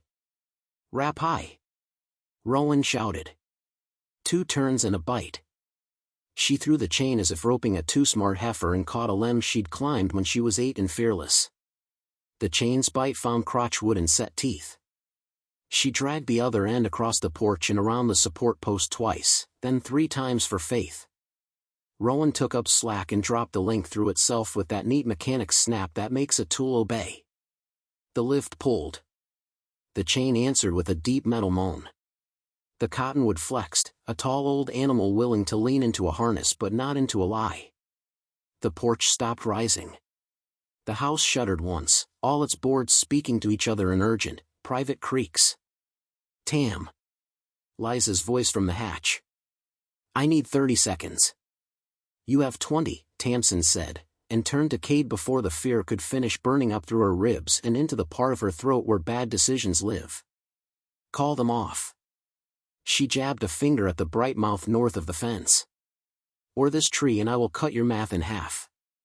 Cade's eyes went to the chain, to the cottonwood, to the way the porch post had decided to be a mast. For a heartbeat, he looked like a man who could appreciate craft even when it inconvenienced him. Then he tapped his earpiece. "Pause cradle elevation," he said quietly. "Hold position." The hydraulic sighed, unthrilled. The porch settled a fraction. "Thank you," Tamsin said, because manners were not the enemy. "I don't want you hurt," Cade said. "I don't want anyone hurt."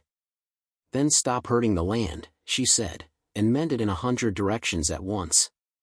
Below, a sharp clang, then the fast hiss of a valve learning that it had been built with mercy after all. Liza hooped, an unpretty, honest sound that rode the conditioned air like a thrown hat. "Bleed open," she shouted. "You're coming down." The porch lowered a half-inch.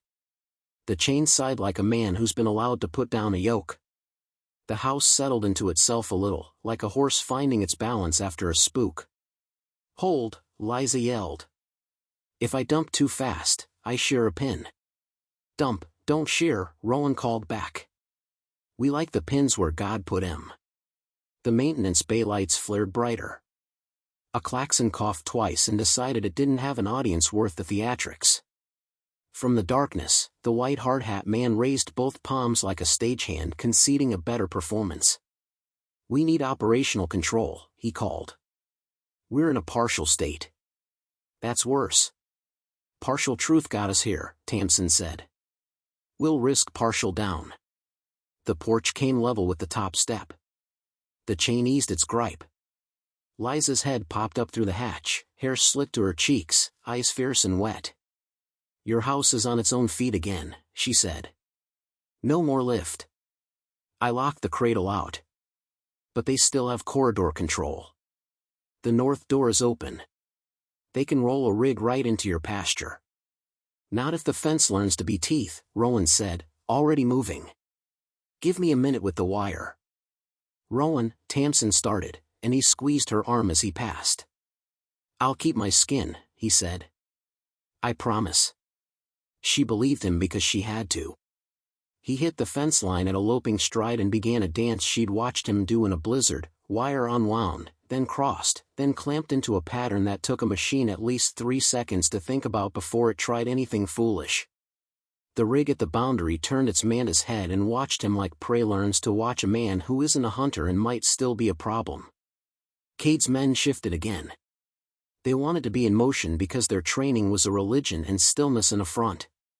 Cade lifted one finger half an inch, the kind of small, practiced command that holds men like leashes. They stilled. Taper, Cade said to Tamsin, as if offering a casserole after a funeral. We can end this without spectacle. We can lower the sky back into the box and carry the box away. She could have said yes. For a thin moment that tasted like the start of winter, she wanted to. No deputies. No headlines. No neighbors saying what on earth. No future in which her face had to make sense to people who wanted a simple lesson and would call her complicated instead. She could have kept the morning for herself and the afternoon for fences and the evening for coffee that went metallic around the time the wind died. She saw her father then in the place behind her eyes where memory keeps its hand on your shoulder, Keith in his good hat on his worst day consulting a man who sold weather. She heard him say, as he had said when the only answer had been to work anyway, pick the honest hard thing. No taper, she said. Truth. Cade sighed, very quiet. You'll regret that. Tamsin shrugged, because the first regret had come the day she'd smelled lilac that belonged to a nozzle and called it spring. She was already in the business of carrying what couldn't be put down. Liza climbed fully out of the hatch and set her boots on the kitchen floor like she was apologizing to it with her whole body. There's a site archive, she said to Tamsin. A physical one. Not just cloud. Drives. If we pull them, Halcyon loses the day. They can't rewrite it. She glanced at Cade. You going to stop me? He looked almost hurt. It's evidence, he said. I'd be a fool. You'd be yourself, Liza snapped, and then her expression softened an inch. Don't make me hate you. I have to live here too. They moved as a unit that had not been a unit an hour ago, Liza into the hatch to find the archive, Rowan along the fence with his wire and his quiet cussing, Tamsin between porch and kitchen and yard like a hinge. Cade stayed where he was, head cocked, as if he'd chosen to study the kind of humans who did not behave like policy anticipated. His men found an interesting cloud to admire because it was better than looking at a woman who had just told them they couldn't have her morning. Inside, the kitchen wore her life wrong and right at once, coffee cooling, skillet on the floor, a wind of conditioned air still leaking from the seam in the west wall where the mouth had decided to sulk instead of swallow. The key card lay on the counter under Tamsin's 2-finger dents. She pocketed it because it belonged to her by the rules of possession if not by the ones men wrote in rooms with no windows. The corridor below had quieted to the sound a building makes when it's ashamed. Liza led her to a door Tamsin had not noticed, tucked behind the power room, plain, dull, the kind of door you lock because you need to believe you can. Inside, a rack of drives, neat and black and labeled with persistence. Site 19G/RAW. Red LED eyes blinked slowly, like tired animals. Can you carry a box? Liza asked, already fitting a key into a lock that felt old and certain. It's not heavy. It's the consequences. I can carry those, Tamsin said. I've been training. They slid a drawer. The drive sat in foam that made them look like bones packed for transport. Liza lifted one, then another, handing each to Tamsin like a midwife handing a father his own child. This is yours. Don't drop it, everything is different now. How many? Tamsin asked. All, Liza said. We don't leave the ghost of a coyote for them to pretend is the real thing. They filled the box and another besides. Back upstairs, the porch had become a stage and also a shield. Cade watched the boxes come up with a face that seemed to be practicing for a day when it would need to explain itself. He didn't reach for the drives. He didn't signal his men. He only flinched when a meadowlark landed on the porch rail like an emblem and then, disappointed, left again. Rowan jogged back from the fence, arms bare with the kind of work that shows itself in sinew more than sweat. The wire patch he'd made turned the top strand into a question mark only a machine would insist on answering. He took the heavier of the boxes without being asked and set it on the table that had almost been a passenger. "Sheriff," he asked. "No bars," Tamsin said. "But the ridge will have ears. We go when we can leave this place not eating itself." "Or we make them call," Liza said, chin at Cade. He spread his hands. "My comms are sight-tied." He smirked without cruelty. "It prevents rogue operators from going to the press when a cow names a lawsuit." "Funny," Liza said, not amused. From the north, a new motion, a rig easing forward with the patience of something that has never rushed and has never learned the cost of hurry. It reached the patched fence. It paused. A mantis arm extended, then swept down, testing wire with a softness that made Tamsin's teeth hurt. The arm lifted. The rig rolled parallel to the fence, compliant as a liar on Sunday. "Operator," the amplified voice called, "too smooth, we require closure of north boundary for safety." "Safety," Tamsin said. "They keep asking for the thing they broke." "Close it," Rowan said softly. "If we choose the line, we choose it all the way." She looked down the fence at the scene where the world had confessed what it was. From here, in the good light, she could see past the first mouth and into a hive of scaffolds, catwalks, ladders, an entire city tipped on its side under the pasture her calves liked to sleep in when the sky promised not to be mean. Men moved there now, 3, maybe 4, too small to be sure, ants in white hard hats. One of them carried a clipboard because theater never stops being theater even when the actors fall through the floor. "Close it," she called back to Liza, who had returned to the hatch rim with the bolt cutter hooked on her wrist like a promise. "Then come up. We walk the ridge." Liza nodded and dropped out of sight. A minute later, the maintenance bay lights dimmed to a sulky half. The seam at the horizon hesitated, then began to roll the other way. Blue tried to become sky again. The effect made Tamsin's stomach lurch. Not because of height. Because of insult. The mouth didn't close all the way. It stopped with a slice of machinery still showing, the way a careless man leaves a shirt button undone and thinks no one will notice. It was enough. The rig rolled backward, lenses down. The pasture took a breath it hadn't been allowed to own a minute before.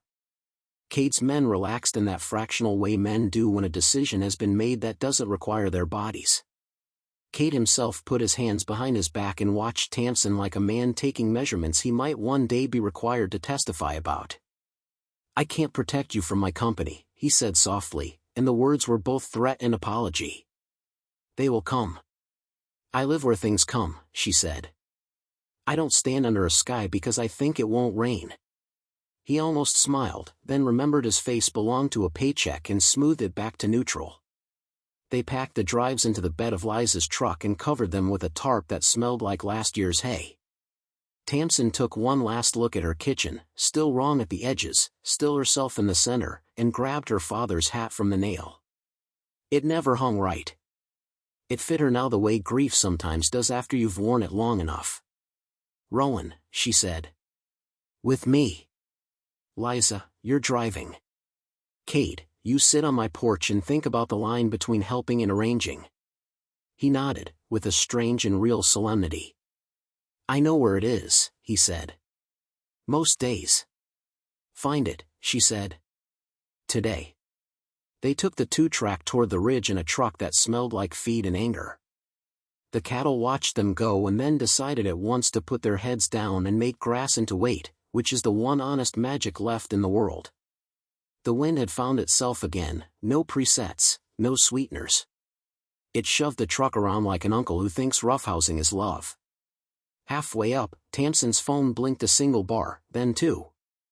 She dialed the sheriff before the sky could change its mind and force her to tell a story only to herself. The call picked up on the second ring. Sheriff Beeman. The voice was laconic and suspicious. Good. Eli, she said. It's Tamsin Cole. I need you at my place. Bring a deputy. Bring 3. Bring a drone if you've got one that isn't afraid of the truth. And bring someone who knows what trespass looks like when it costs 7 figures. A pause. You okay? She considered the porch, the chain, the mouth, the sky that had peeled like paint. She considered Rowan's steady presence and Liza's bolt cutters and Cade's hands the size of apologies. No, she said. But I'm upright. I'll be there, he said. 15. She made the second call because witnesses are the only currency some people accept. The Casper paper answered with the kind of receptionist who could keep a newsroom honest with a look. Tamsin gave the facts sparingly and the address exactly. She did not try to make it sound bigger than it was because she'd learned this hour that the truth is theater enough. By the time they reached the top of the ridge, the world had decided to be August warm despite the month. The fire tower, abandoned since the county discovered satellites, stood like a sensible man no one listened to anymore. From up here, the ranch lay out like the hand of someone she'd loved, veins and scars included. In the north, the seam still showed as a wrong color. The maintenance bay mouth had narrowed, not closed. Busy men preferred doors ajar. You could drive, Rowan said, pointing along the ridge road that joined County 12. We could be over a line they can't hide behind before they get their story straight. We aren't running, Tamsin said. We're bringing people back to my porch. She pointed at the cottonwoods. That's where truth is useful. When they rolled back down, Sheriff Beeman's cruiser sat at the turn-end behind Cade's SUV like a polite wolf. Deputy Hart's unit settled beside it with all the quiet of a hawk landing in grass. The deputies took in the porch chain, the hatch in the kitchen floor, the seam at the horizon, the black suits, the meadowlark on the top wire that had decided to audition for a different kind of day. Beeman took his hat off and put it back on because sometimes that is how a lawman thinks. You want to explain this, he said to Cade. Cade did, with the softness of someone who has briefed a lot of people who could hurt him if they chose to. His words were clean. He did not pretend the maintenance bay was a natural phenomenon. He did not call the corridor an inconvenience. He did not say Tamsin had agreed to anything, only that the site had considered her existence a green light. Halcyon Rural Studios, Beeman said, dead flat. Never heard of it. You weren't supposed to, Cade said, and had the decency to look like he knew what that sounded like. Warrant? Deputy Hart asked, and Cade flinched in that small, human way that has nothing to do with guilt and everything to do with habit. Easements, he said. Contracts. Signatures. He looked at Tamsin. Sponsorship. Not mine, she said. Not now. Not ever again. Beeman's eyes shifted to Tamsin. He had been in her kitchen after storms, had eaten a biscuit at her table when Keith died and pretended the coffee wasn't burnt. He'd stood in her yard while feed trucks argued about mercy. He wasn't a man to be easily surprised. He was surprised now and hit it badly. You want them off, he said. I can make a start. The part with boots. Make the start, she said. Charge them with trespass. Lock the bay. If their men try to run equipment on my ground, you call it theft. We'll let the paper explain the rest. Hart had already lifted the drone out of its case. It rose into the honest wind and wobbled like a city thing learning to stand. On Beeman's tablet, the maintenance bay revealed itself in diluted detail, catwalks, rails, the rig with mantis arms, a man in a white hard hat with a clipboard and an expression that said, "This is above my pay grade." Jesus, Beeman said. It wasn't profanity. It was inventory. The reporter from the paper, a woman with hair pinned in a way that promised it wouldn't get in her eyes, arrived in a dust wake. She listened faster than most, her pencil finding a rhythm. She took no pictures at first. Only at the end did she ask, "May I?" You may, Tamsin said, and did not pose. Cade watched all this like a man monitoring a controlled burn that had found its own weather. He made a few calls. He made a few more. He tried to be on the porch without letting it touch him. He failed. Porches get on you. That door closes now, Beeman said, tilting his hat at the north. Or I start adding charges that stack. Cade nodded as if it had been his idea all along. He spoke into his mic. The mouth at the horizon hesitated, then rolled down as if ashamed. The last lick of machinery slid under the edge of the day and pretended it had never been. Silence took the place where the hum had been and made itself at home. They stood in it for a while, which is the only decent thing to do after a machine apologizes. The cattle put their heads down again and pretended they hadn't seen anything worth telling to their calves later. A hawk drew a line that didn't belong to anyone. The wind remembered a story it had been meaning to finish and told it to the grass. Liza set the bolt cutter on the porch step like an offering. There are other sights, she said, eyes on Cade but voice for the deputies and the woman with the pencil. Not just here. Not just us. People who think they're being helped. People who are being watched. The reporter's pencil stopped. How many? She asked. Cade answered like a man holding a cracked bowl. Dozens, he said. Maybe 100. Some are film. Some are studies. Some are, he caught himself. Were. Beeman swore under his breath in an old rancher dialect that had no exact English translation. Then he squared his shoulders, which is what small-town lawmen do when the world goes national in their yard. We'll start with this one, he said. Then we'll see how much of the state wants to climb under its own kitchen. The paper woman finally took her pictures: porch, chain, seam scar at the baseboard, windmill, cattle, Cade's men pretending to be smaller than they were. She asked Tamsin for a quote and got one that tasted like dust and truth: "Don't sell me a sky. I already own one." After they left, deputies patrolling the lane, reporter in a wake of notes, Cade on the porch with his hands open in a shape that admitted something, Tamsin carried the boxes of drives into the front room and stacked them where the wood stove lived in winter. She didn't know yet whether she wanted them there as trophies or threats. Maybe both. She and Liza made sandwiches they didn't eat. Rowan fixed the hinge on the cupboard that had learned a glass note and now wanted quiet. The chain came off the cottonwood with a sigh that sounded like relief and maybe like pride. The porch settled. The house settled. The kitchen remembered itself. When the sun tilted west, a bank of real cloud rose out by the Tetons and sent a rumor across the plains that rain might happen without an invoice. Tamsin stepped out into it and let the wind find her face. It smelled like what you get for free if you refuse to pay for the counterfeit. Cade came to the porch edge and looked like a man about to practice leaving. You won, he said without performative regret. You'll get a check. Or a suit. Or both. I'll take a letter, Tamsin said. One that says you're shutting the site down. And a list of every other place you set up under somebody's life. His eyes met hers. He looked tired the way men look tired when they discover the story they've been telling themselves has more pages than they counted. I can't give you that, he said. But I can give it to her. He tipped his chin toward Liza. She already knows half. She can wrestle the other half from the people who don't like to write things down. Good, Tamsin said. Do that. He nodded. I'll be back, he said. With men to carry out the gear. We'll patch what we broke. You can carry, she said. I'll patch. He almost smiled. Then he left, his men flowing after him like punctuation marks that had lost the sentence. The SUV turned at the cottonwoods and went, less sure of itself on the two-track than the mail truck had been that morning. Evening drew its blue line across the pasture. The coyotes sang of their own accord at the edge of dark, ragged, lovely, wrong in all the right places.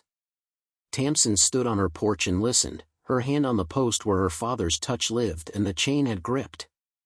Liza sat on the top step with her elbows on her knees and her face up, letting the early stars find her without help. Rowan leaned against the porch rail and looked like he might decide to stay just because there was something here that asked a person to be quiet and brave. "You're angry," Liza said. It wasn't a question. "I'm busy," Tamsin said. "I'll be angry in winter when there's time." They smiled at each other then, the kind that counts. Liza reached into her pocket and handed over a folded paper. "Found this in the archive cabinet," she said. "Signed by your father. And by me. We were both trying to be kind." Tamsin didn't take it. "Read it to me," she said. Liza did. The words were what contracts always are, promises in stiff clothes. But the hand that had shaped Keith Cole on the bottom line was the hand that had taught Tamsin to let a calf latch and to leave a gate better than she found it. The signature was both wrong and right. It had chosen a lie and meant kindness. That is the kind of arithmetic the land doesn't do. When Liza finished, they let the paper rest between them like a pup that would sleep where it chose. Tamsin said, "We're going to tell the truth about this, Liza. And we're going to do more than end it. We're going to build something that keeps people from needing it again." "A co-op," Liza said, eyes lighting as if a small torch had been pressed into her hand. 4 feet. 4 weather stations. For the kind of loans you ask for when you're tired and you don't need someone to sell you a sky. And for stories," Tamsin said. "If there's going to be a camera, we hold it. We decide when the wind is a character and when it's just wind." Rowan made a small, surprised sound. "I like this version," he said. "Where you don't burn the world. You rebuild it out of the parts that weren't lies." "I want to burn a little," Tamsin admitted. "But it's calving soon." They laughed in the way people laugh when a day has held too much content and you need to make room in your chest. The next morning, under a sky that belonged to itself and nobody else, Halcyon came back with trucks and men in shirts that said operations in a font that had no idea where it was. Beeman met them at the gate with a copy of a temporary restraining order and a look that said he wasn't impressed with fonts. Gear came up. Gear went out. Liza supervised with a clipboard of her own, calling out serial numbers and making men sign the way notaries do when they've decided to be mean for once and enjoy it. Tamsin stood by the hatch and watched the corridor give up its throat. She felt nothing righteous about it. Only a tired gratitude that a mouth had chosen to close. The drive stayed in the front room. The reporter came back with a photographer and a question about whether Tamsin wanted her face in the story. "Yes," she said. "If it keeps another person from mistaking a stage for a field." By the third day, the scene at the horizon had scarred over to a line only a person who lived there would see. The coyotes had resumed singing badly. The windmill had gone back to its old cough before it spun. The kitchen crack along the tile was still a crack, and no amount of apology would coax it to knit. Tamsin kept it, to remember. By the end of the week, a meeting in the Grange Hall packed more people than funerals. Ranchers, teachers, a man who'd driven 3 hours from a place where a strange fog had rolled in every evening at 6 for a year and no one had said why. Beeman spoke in short sentences. Liza explained with shame and precision. Kate stood at the back and didn't hide. The reporter sat in the front with 2 pens and a face that had already chosen sides. When it was Tamsin's turn, she did not rehearse. She told them her mourning in a voice that didn't try to make poetry of theft. She said the words trapdoor and horizon and service mode and didn't flinch. She told them about the smell of May you can buy in a vial and how it has none of the fatigue a real lilac carries after the wind has had it. She told them about choosing the honest hard thing. At the end, she said, "If anybody comes to you with a sky in a box, don't hand them your porch. Hand them my number." The room made that sound a building makes when a decision finds it. The sound of bodies that have agreed to stand together. They formed a co-op because a co-op is what you build when you are tired of being a subject.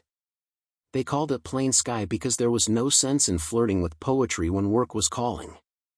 They pooled dollars like calves pooled behind a windbreak and decided who would go ask the bank for the kind of loan no one offers because it takes trust and not a contract to make it. They put Liza in charge of writing the rules because she had learned the hard way what a rule can become when it isn't held up to the light often enough. On the first day of calving, under a real cloud that mended, Tamsin pulled a heifer out of a jam with Rowan's hands on the rope and Liza's breath at her shoulder. The calf hit ground with the solid thump of something true. It coughed. It shook its head. It found milk. The heifer wobbled and turned and licked her new fact with a concentration that would shame a man with a clipboard. This, Rowan said softly, watching steam rise off the small spine. No one will ever make a better show. No one should try, Tamsin said. She reached out and steadied the calf when it overshot and bit her sleeve with a mouth that did not know yet what was not edible. She laughed and the sound landed in the straw like a small, warm bird that had decided to winter here. Halcyon wrote their letter. They shut down Site 19G. They paid what the lawyers said they owed and not a penny more. Cade sent an email that said he had resigned. It was 3 lines long and had no flourish. The paper ran a story that went national for a day and was then crushed under other stories because that is what happens when the world is on fire and still wants to be entertained. It was enough. The phone at the Grange Hall rang. People came. Plain Sky bought a weather station and taught a woman in the West Valley how to read it without crying. They started a fund for men like Keith who walked into a bank when they were tired and said yes to kindness that came with wires in the walls. The hatch in Tamsin's kitchen didn't go away. Some things don't. She braced it differently. She set a plank across it that had belonged to the old barn and carved her father's name in it not as a memorial but as a signpost. Here is where you choose. When the first real storm of spring finally came, a bruiser that pushed its hand down over 3 counties and asked fences whether they had been set by people who believed in posts, Tamsin stood at the window and watched it walk toward her. She wasn't brave. She was busy. She moved the heifers in the pen, she set out sand at the low spot by the back door, she put a towel under the place where the kitchen window always leaked and did not curse it for being what it was. The storm hit and passed in the way storms always have, no negotiations, no programs, no mercy given or withheld. When it moved on, it left branches and a smell and a weird light on the south hill that made the deer look like new money. It left the porch where it had found it. It left the chain coiled by the windmill and not needed unless it was. It left the world as it had always been, indifferent and beautiful and not for sale. At dusk, the coyotes sang badly again. Tamsin leaned on the porch post and listened. Rowan stood at the yard gate with a socket wrench he'd forgotten he was holding. Liza counted calves from the fence line out of habit and then stopped because she realized she knew their number without counting. Tomorrow, Rowan said. Fence on the west line. Tomorrow, Tamsin agreed. And a truck to the co-op. And a letter to the woman in the West Valley who thinks fog is a person. Liza smiled. And coffee that tastes like itself. They went inside.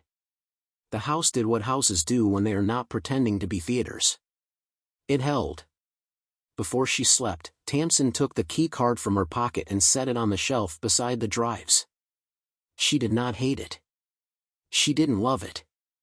She didn't know what she would do with it. Maybe one day she would glue it to a board at the Grange Hall under a handwritten sign that said, "If they ever offer you one of these, come talk to us first." She turned out the light. The wind moved the cottonwood into its old creak and the boards answered in their old voices and the far, far horizon kept being a line that trusted the earth enough to draw itself true. In the morning, she would go to the barn. In the afternoon, she would sign papers to start a thing that ought to exist. In the evening, she would stand on her porch and not be afraid of the sky. For now, she slept in a house that knew her name and nothing else's. 2 more great stories are next. Don't miss them. Subscribe and turn on notifications.